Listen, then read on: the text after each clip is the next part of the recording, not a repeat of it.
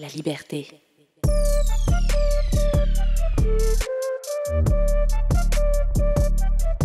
Parlons racisme. Oui, osons parler de couleur de peau, de rejet de l'autre, de préjugés, de discrimination, de privilèges et de toutes ces formes d'injustice. Osons parler même du racisme qu'il y a chez nous.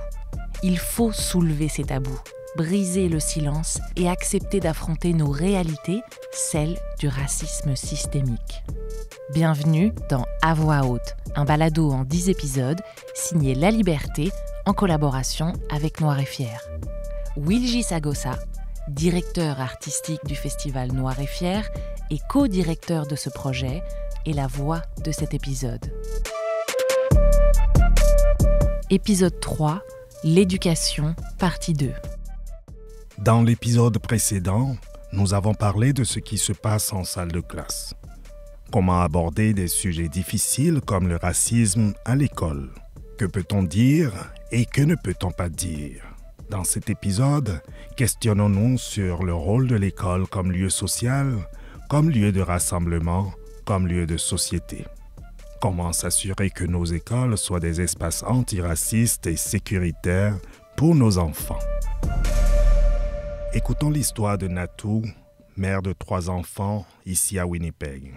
Elle raconte une histoire qui s'est passée il y a une dizaine d'années. Ça fait déjà 10 ans.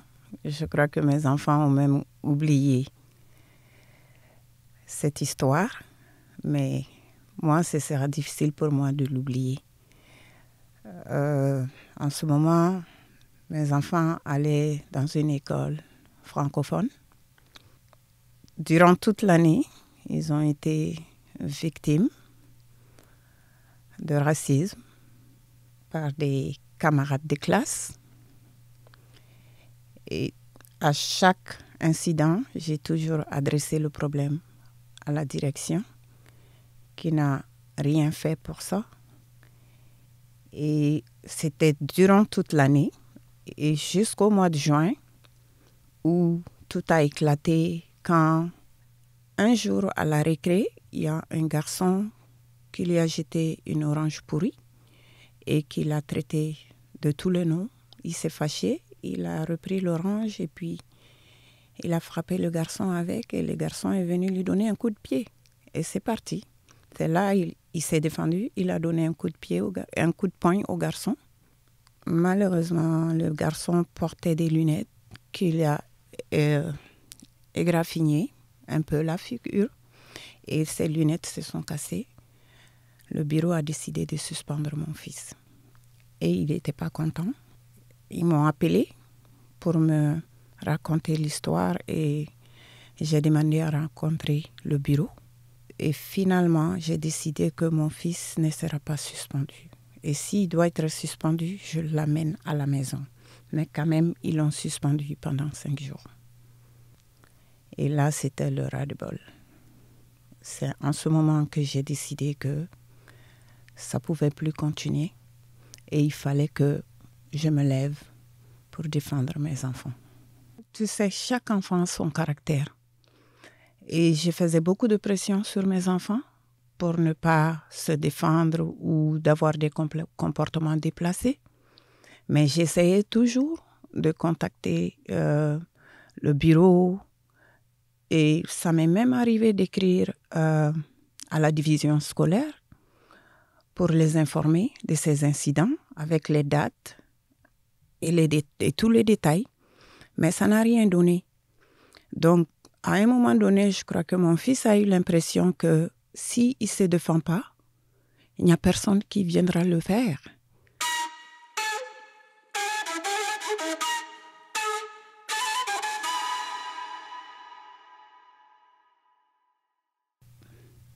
Moi, à mon entendement, je pense qu'ils ont juste minimisé l'impact que cette situation pouvait avoir sur les enfants et sur moi-même.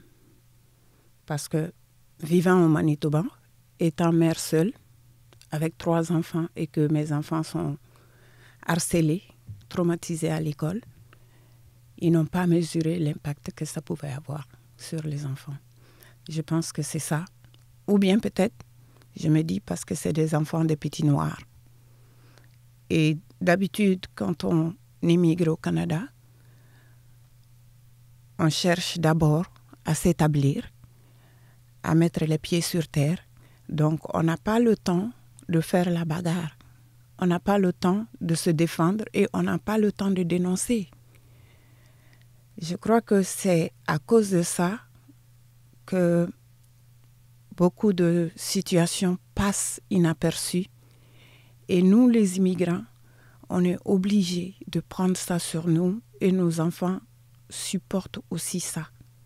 Je crois que on doit plutôt passer l'information.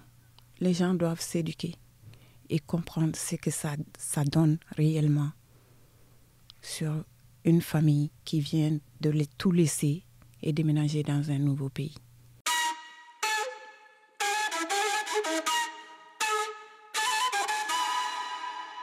Dans l'épisode précédent, nous avions entendu Maryse Potvin, professeure de sociologie à l'Université du Québec à Montréal et co-titulaire de la chaire France-Québec sur les enjeux de la liberté d'expression.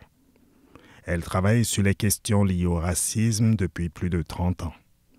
Maryse expliquait comment le dialogue est important pour trouver des solutions collectives. Ici, elle insiste encore sur le pouvoir du collectif à l'intérieur des écoles.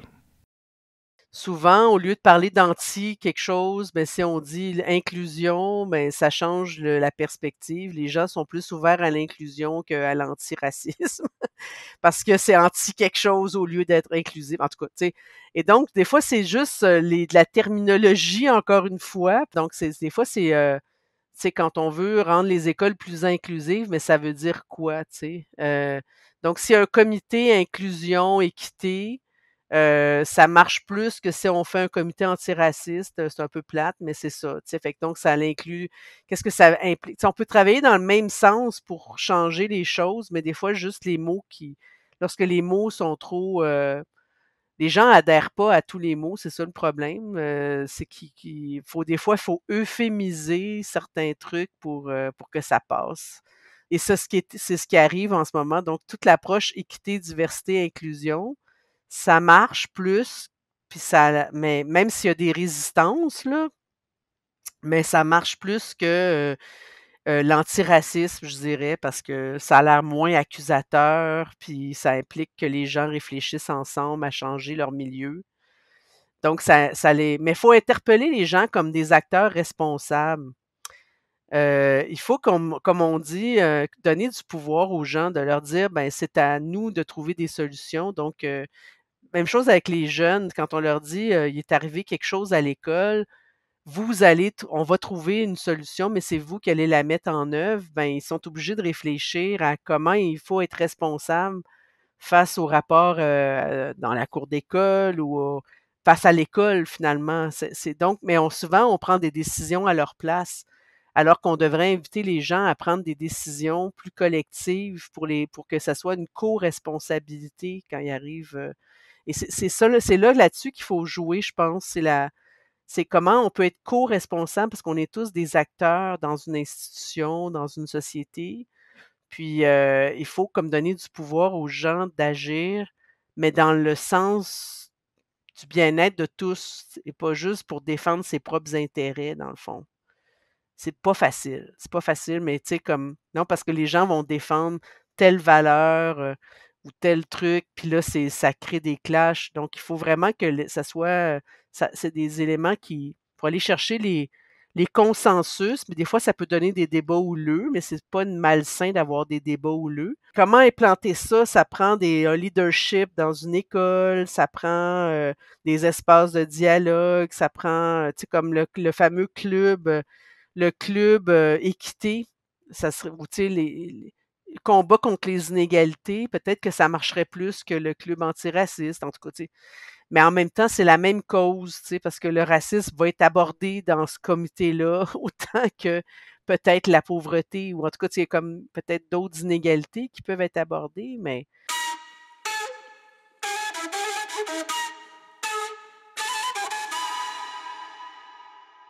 Dans cette même idée de se rassembler pour trouver des solutions communes, un groupe de parents d'élèves d'ici à Winnipeg a décidé de se rassembler pour s'attaquer à ces tabous.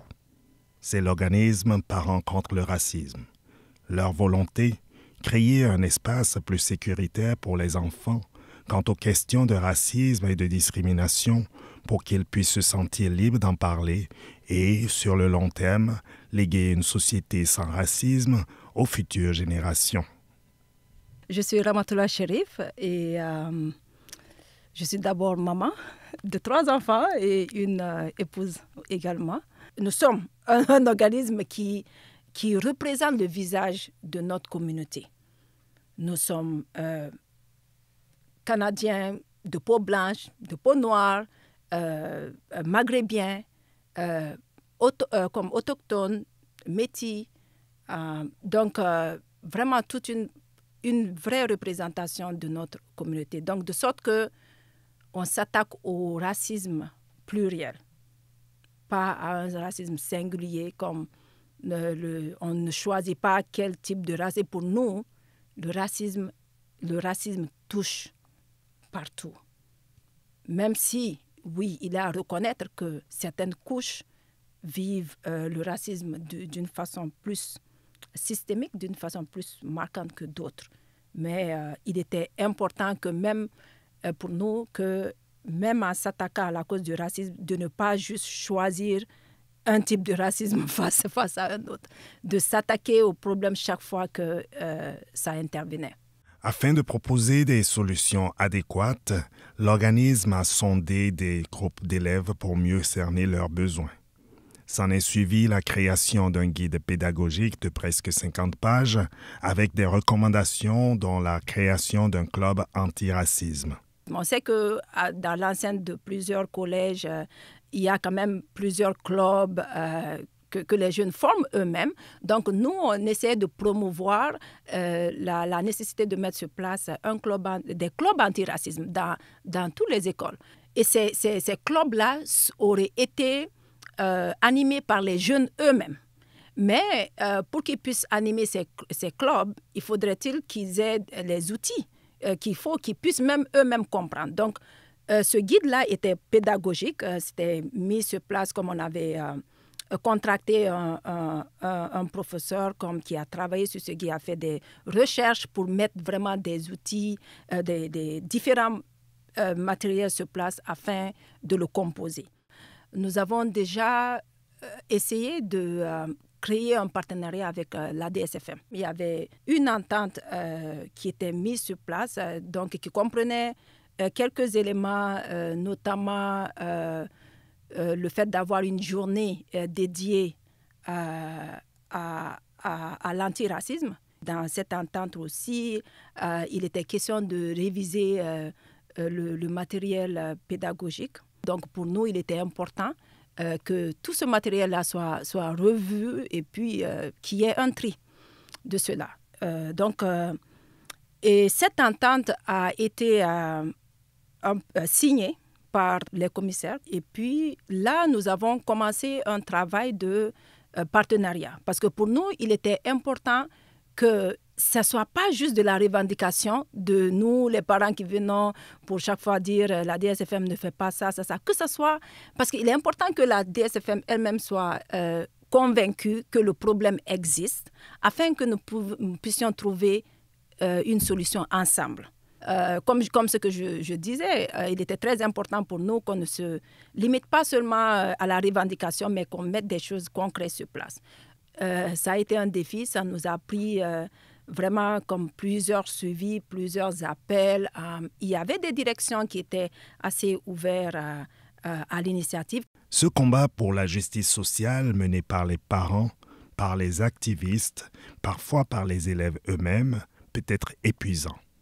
Parce que le racisme systémique est une question de pouvoir, il faut l'implication forte des organismes, des institutions et des dirigeants pour faire une différence. Ça comprend les éducateurs et éducatrices.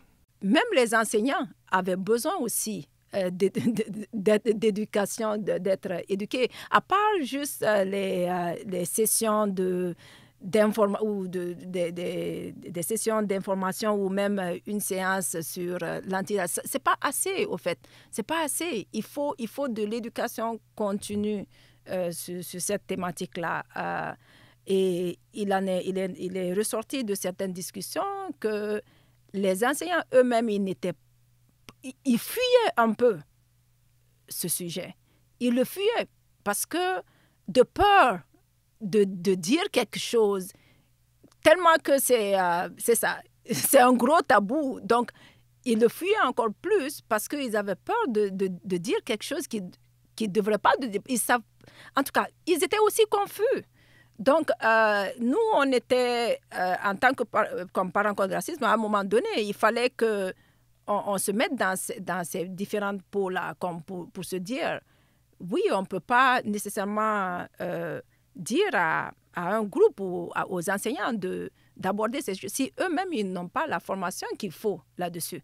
Donc, à un moment donné, on a voulu même se pencher sur la formation des enseignants. On a commencé à donner, on a commencé même à rentrer dans l'optique c'est ça, d'aller chercher des séminaires pour les enseignants.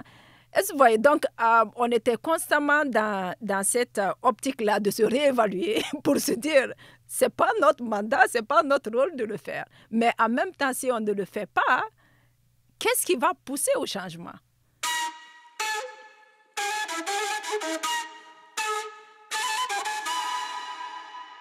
En effet, qu'est-ce qui va pousser au changement? Mais surtout, comment pousser au changement dans les institutions scolaires? Comment on fait pour changer ce système? Plutôt, Ramatoulaye expliquait comment le système est lent. Nous avons alors rencontré Alain Laberge, directeur général de la DSFM, pour savoir pourquoi. Qu'est-ce qui a été fait depuis l'incident du mot haine prononcé en salle de classe il y a quelques années? Et qu'est-ce qu'on peut faire de plus pour des environnements scolaires antiracistes? Il nous aide à comprendre comment ça se passe à l'intérieur même des institutions. Il y a des choses qui appartiennent à la DSFM et des choses qui appartiennent aux organismes avec lesquels on travaille. De dire qu'il ne se fait rien dans les écoles de la DSFM, c'est faux. Le racisme, c'est quelque chose qu'on a déjà travaillé dessus, on continue de travailler dessus, puis on va toujours continuer de travailler dessus. On reçoit des demandes d'organisation à plusieurs niveaux. Alors, ce n'est pas seulement Parents contre le racisme, on a tous les organismes qui veulent travailler avec nous. Pourquoi? Parce qu'on a un bassin d'élèves qui sont présents. Mais ça, il ne faut pas non plus balayer du revers de la main qu'il se fait déjà beaucoup de choses. Est-ce que c'est complexe? Oui, parce qu'il y a une structure. Nous avons des écoles partout en province. Et nous avons des profils différents partout en province. Ce ne sont pas toutes les écoles qui sont au même niveau lorsqu'on parle de racisme. Lorsqu'on parle des écoles de la ville, elles sont exposées beaucoup plus à une immigration très forte qui provient de partout. Et ça fait en sorte que nos écoles en ville sont de plus en plus, je dirais, multiculturelles. Si vous allez à Saint-Lazare, vous n'avez pas ce même multiculturalisme-là. Deuxième élément, c'est lorsqu'on veut rentrer dans les écoles de la DSFM, on ne fait pas juste aller cogner à la porte d'une direction d'école parce que ces gens-là ont du travail à faire. Alors, on passe par la division scolaire et on demande d'avoir des rencontres avec les gens qui ont ces dossiers-là. Ce qui a été fait parce que Parents contre le racisme a travaillé avec Barthélemy Bolivar chez nous, qui est le coordonnateur. Par la suite, les écoles ont une certaine flexibilité à dire oui, on va implémenter des choses. Et c'est à eux de faire un peu le travail de comment ça va se faire en impliquant les élèves. Alors, bien avant que Parents contre le racisme arrive, nous avions des clubs dans les écoles. Lorsque Parents contre le racisme est arrivé et qu'on a eu le document, nous étions d'accord que c'est génial, on veut des clubs antiracistes. Alors, on en a fait dans plusieurs écoles. Est-ce qu'ils suivaient le même, je dirais, patron qui nous avait été offert? Pas nécessairement, parce qu'il faut que ce soit le par et pour. Si les élèves n'embarquent pas, si le personnel n'embarque pas, c'est voué à l'échec. Alors, d'arriver avec un patron très, très serré, solide, des temps précis où est-ce qu'il faut faire les choses, c'est complexe.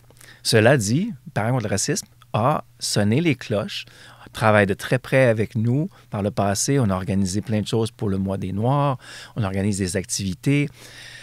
Le but de l'éducation, c'est de justement éduquer nos élèves pour qu'ils aient les outils. Mais il ne faut pas oublier à travers tout ça que nos élèves, c'est le fruit de leurs parents. Alors, le racisme existe partout, mais il est difficile parfois à contrer parce qu'il y a des enfants qui arrivent avec déjà des idées préconçues de racisme. Bien, on parlait de clubs qui ont été inaugurés dans les écoles. Les clubs n'ont pas nécessairement toujours le terme antiracisme. Ça peut être un groupe d'inclusion parce qu'il faut vraiment se le dire. Le racisme, il faut le combattre. Mais il y a d'autres formes d'intimidation qui se passent dans nos écoles. Genrées, non-genrées, toutes ces choses-là. Alors, il faut qu'il y ait un espace où est-ce que les jeunes se sentent en sécurité pour discuter. Deuxième élément, c'est qu'on a créé il y a environ 4 ans un groupe de sages qu'on appelle. Donc, on a pris des gens qui venaient de la communauté, des gens qui étaient externes à la DSFM, parce qu'à un moment donné, on ne voulait pas que les gens disent « Bien, la DSFM, ils ont fait leur propre petit rapport, puis c'est entre eux, ça n'ira pas nulle part. » Alors, on avait des gens de l'Université Saint-Boniface, on avait des gens des organismes, des gens de l'Union nationale métisse, des gens qui provenaient justement d'immigration récente, et on avait 3 élèves de 11e, 12e année. Et nous, on leur a dit en partant, et c'était pas juste le racisme, non, mais le groupe des sages, on veut votre input, vos idées sur plusieurs questions qui, dans le moment, font en sorte que les enseignantes, les enseignants, les directions marchent sur des œufs. Et on ne veut pas ça, incluant la littérature. Est-ce qu'on bannit des livres? On a eu cette discussion-là, nous, à l'interne, mais on l'a eu avec les sages, en voulant dire, non, on ne bannit pas de livres. Par contre, on peut indiquer, on peut le mettre dans un endroit dans la bibliothèque pour dire que ça s'adresse à des jeunes d'au moins 16 ans, parce qu'il faut aller avec la compréhension aussi de la connaissance de l'enfant. Et ça, c'est à tous les niveaux, peu importe. Et on a posé la question, justement, sur le racisme et toutes ces choses-là, qu'est-ce qu'on devait faire pour aller plus loin? Et ces gens-là nous ont guidés à travers nos actions, par exemple des ateliers qui sont donnés. Mais évitez de donner vos ateliers vous-même. Ça va avoir encore la saveur des SFM. Ayez quelqu'un de l'extérieur. Comme ça, vous avez une lentille différente. Alors, ce groupe de sages-là nous a vraiment aiguillés sur de bonnes pratiques, je dirais. Expliquer qu'un livre est peut-être pas fait pour telle personne ou expliquer en indiquant que oui, ça se peut que vous soyez choqué de lire. Et encore une fois, c'est pas juste le racisme. On peut lire des livres sur la Deuxième Guerre mondiale, l'Holocauste, ces choses-là, ça peut être troublant pour plusieurs personnes. Mais on ne peut pas retirer un pan de l'histoire qui existe. Il y a beaucoup de travail à faire là-dessus. La première, c'est l'éducation. Il faut passer qu'on est différents, on est tous différents. Il ne faut pas se fermer les yeux. Il y a des gens racistes dans les écoles. C'est là. Il faut donner les outils aux élèves pour qu'ils puissent avoir une chance de nous le dire quand il y a des événements qui se passent. Il ne faut pas avoir peur, parce que s'il y a quelque chose qui met un frein un peu à l'arrêt du racisme, à l'arrêt de ce que j'appelle l'inclusion, c'est quand on ne dénonce pas. Alors, il ne faut pas avoir peur de dénoncer. Que ce soit une enseignante, que ce soit un élève, que ce soit un auxiliaire, un concierge, il ne faut pas avoir peur de dénoncer. Lorsqu'on va commencer à faire ceci, puis qu'on va se tenir ensemble et qu'il y aura guérison, on va pouvoir penser à éliminer une très grande partie du racisme. Mais encore une fois, l'école ne peut pas être la seule propriétaire de l'antiracisme. Et pour ça, on fait des conférences avec les parents aussi. On les a invités.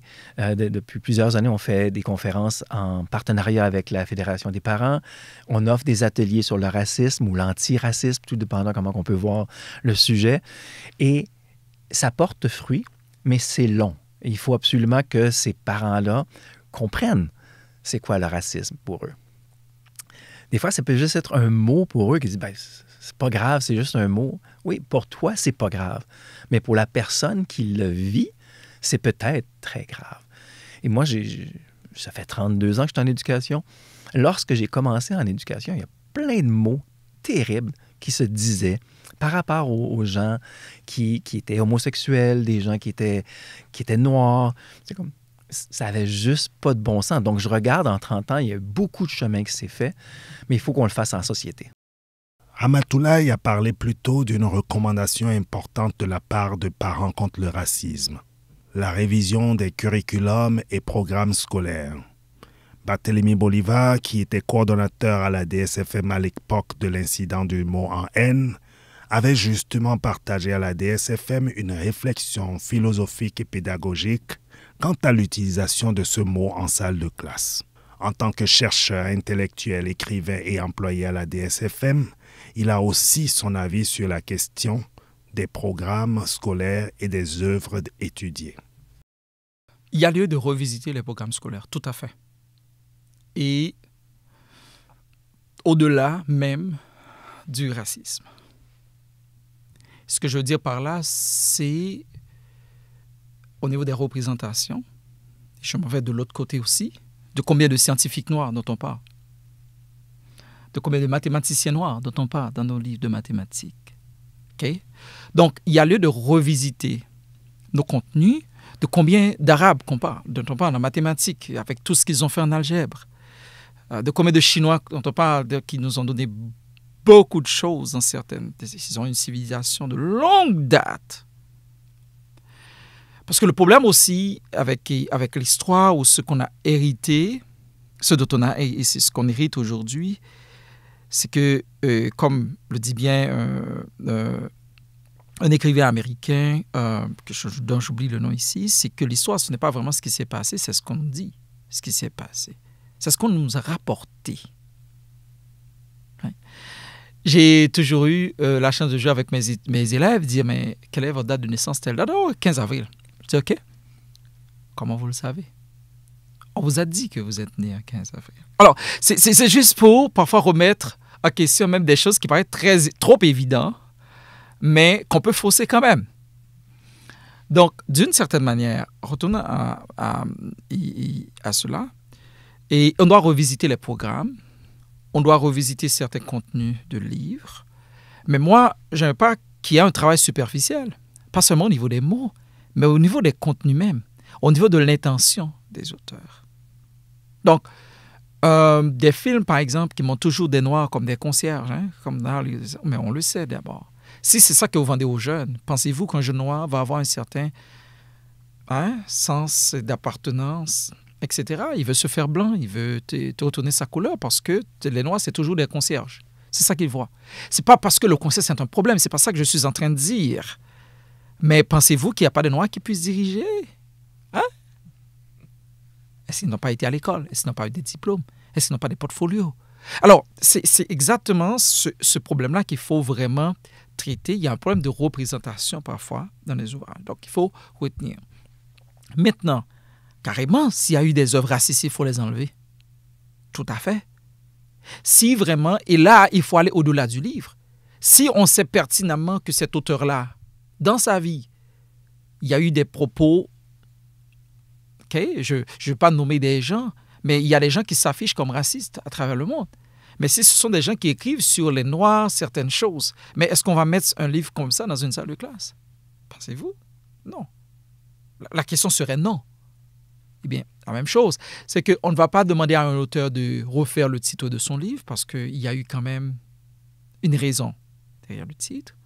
On n'est pas en train aussi de refaire l'histoire. Si l'histoire, si ce que vous appelez histoire, a dit ce qui s'est vraiment passé.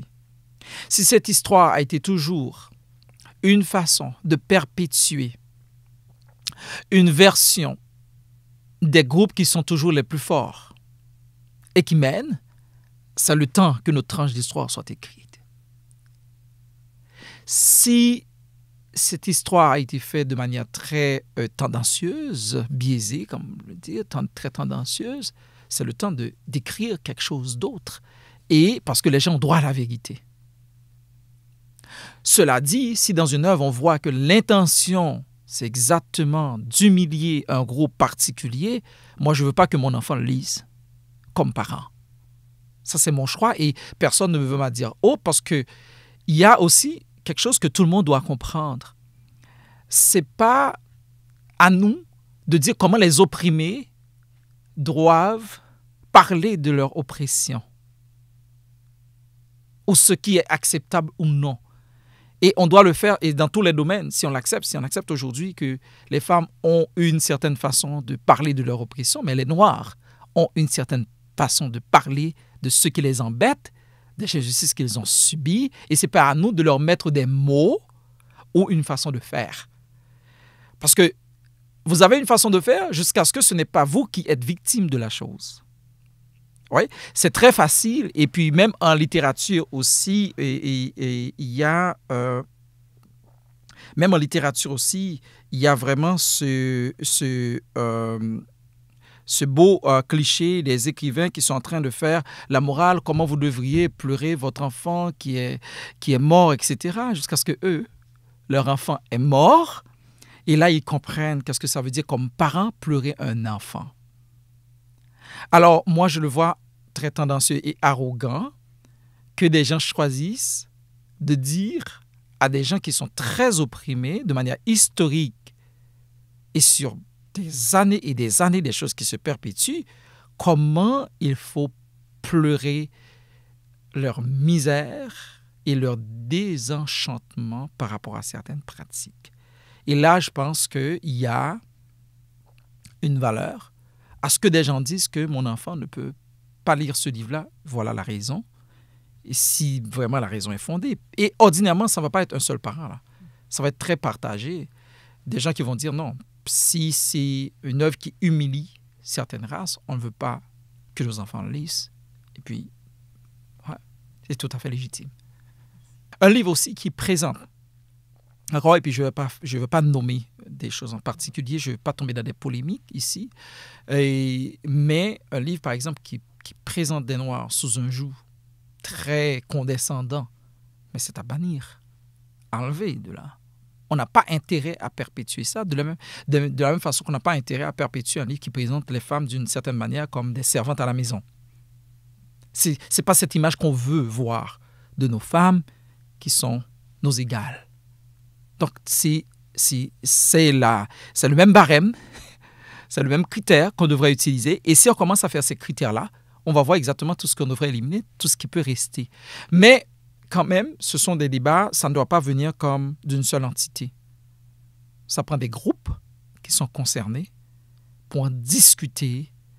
Et j'aimerais pas que ce soit arbitraire. Comme, oh, j'aime pas ce livre parce que ça dit telle chose. Comme j'ai dit, le mot feu ne boule pas. Il faut aller voir qu'est-ce qu'il y a là-dedans. Pourquoi? Peut-être c'est un livre qui est assez éducatif et puis qu'on veut enlever sous prétexte qu'on veut bannir tous les livres. Donc, ça ne peut pas se faire à l'aveuglette. Ça prend des groupes de réflexion avec des experts autour de la table, avec des concernés, des parents d'élèves, des enseignants, etc., des universitaires, des cadres, des administrateurs, des politiciens. Et ensemble, on fait un beau débat et dire voici pourquoi ça devait rester ou non à un moment donné.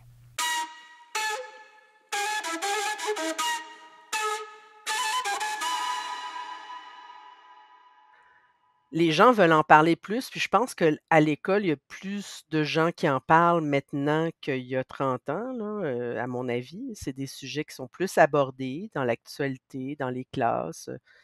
Et beaucoup de profs utilisent l'actualité justement pour en parler dans les classes, pas en... Et donc, l'autocensure, ben, c'est le fait que, OK, j'en parle pas assez bien, je suis pas capable d'en parler, donc je vais arrêter d'en parler. Donc, ça crée une loi du silence autour d'un sujet au lieu d'ouvrir le dialogue. Il faut donner des outils pour dire, c'est important de parler de la construction sociale de l'autre, mais c'est important aussi de pas juste s'accuser mutuellement sur ces questions-là, parce que sinon, on s'en sort pas, puis ça devient un dialogue de sourds. Comment créer un vrai dialogue?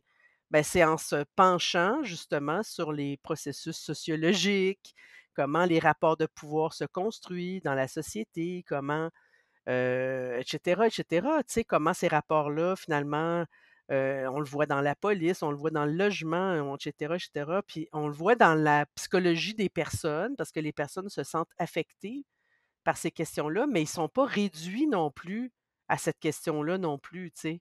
Il y a un chemin à faire aussi pour aller plus loin. Puis le chemin, il est collectif, il est pas, tu sais, il est collectif entre personnes noires, mais aussi collectif dans la société plus large. C'est là-dessus qu'il faut miser. Ça prend beaucoup d'énergie pour poursuivre ce combat.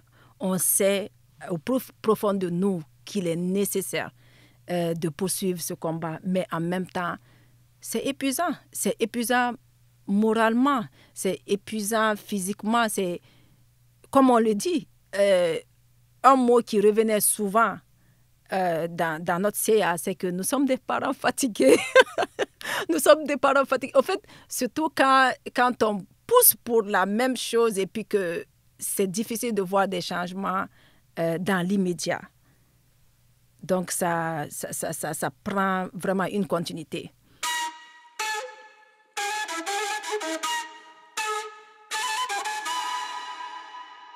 Alors, quels outils pourraient être donnés aux écoles et aux corps enseignants pour un meilleur dialogue et un meilleur vivre ensemble?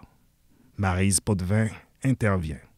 Ce qui manque peut-être, c'est une façon de ne pas polariser les gens autour de ça. C'est-à-dire que des méthodes pédagogiques qui vont faire en sorte que les gens se sentent à l'aise d'en parler et sentent pas que les gens s'accusent mutuellement. Parce que c'est ça qui bloque beaucoup dans la discussion, dans le dialogue, c'est que les gens se sentent accusés d'être racistes. Et donc, la dynamique d'accusation n'est pas une bonne approche et on doit former les gens à sortir de cette dynamique-là pour en parler de façon apaisée, mais en même temps aussi pour faire en sorte que les jeunes deviennent des citoyens engagés envers la justice sociale et qui défendent aussi la question de l'antiracisme. Et donc, le rôle de l'école, c'est beaucoup ça, c'est de faire en sorte qu'on construit des citoyens. Dans le fond, le rôle de l'école, c'est de construire des citoyens qui vont travailler en faveur de la justice sociale le plus possible. C'est ça que les écoles essaient de faire, en tout cas. Puis il y a beaucoup maintenant de programmes, d'activités, etc. Il y a beaucoup de choses qui se font sur ces questions-là, beaucoup plus qu'avant. Donc, c'est pas vrai qu'on peut pas en parler, mais il faut pas. C'est dans les médias, je pense, qu'il faut moins polariser parce que c'est beaucoup instrumentalisé politiquement. La question est instrumentalisée. On a vu, par exemple, avec le député, je ne sais pas si vous avez suivi l'affaire au Québec, là, le député de Québec solidaire, Haroun Bouazi, qui a dit qu'il entendait la construction de l'autre négativement, que ce soit l'arabe, l'autochtone ou les autres minorités racisées qui entendaient ça presque tous les jours à l'Assemblée nationale. Mais ce qu'il disait, dans le fond, c'est qu'il voulait critiquer le gouvernement actuel d'attribuer la source des problèmes aux immigrants. Il y a beaucoup de discours anti-immigrants en ce moment. Puis il y a eu beaucoup d'instrumentalisation politique. Et là, le problème, c'est que quand ça sort dans les médias, c'est souvent instrumentalisé par des partis. Et c'est là que ça devient polarisant et que les gens ont de la difficulté après à parler de ça à l'école, par exemple, parce que les médias créent un effet de polarisation. Puis ce que les gens entendent après, c'est que c'est un problème de société, donc on ne peut pas parler de ça à l'école, etc., parce que c'est trop polarisé. Merci aux intervenants de cet épisode. Natou Sakho, Ramatoulaye Cherif, Maryse Potvin, Barthélémy Bolivar et Alain Laberge. À voix haute est une série balado de la Liberté réalisée en partenariat avec Wilji Sagosa et Noir et Fier. Nous remercions la Fondation canadienne des relations raciales pour son soutien grâce au financement accordé par le gouvernement du Canada ainsi que la Société de la francophonie manitobaine. Écriture, entrevue et voix off, Morgane Lemay et Wilji Sagosa. Enregistrement, Mehdi Bérédad, Alicia Régnier et Martha Guerrero. Montage, Alicia Régnier et Mehdi Bérédad. Gestionnaire de projet, Fanny Demeuzy.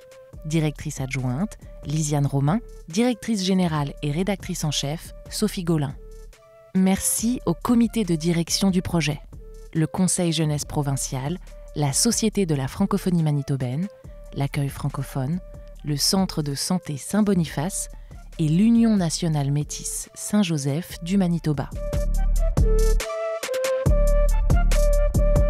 Retrouvez tous les épisodes de À voix haute sur la-liberté.ca. Écrivez-nous, partagez vos commentaires et n'hésitez surtout pas à mettre 5 étoiles sur votre plateforme d'écoute préférée.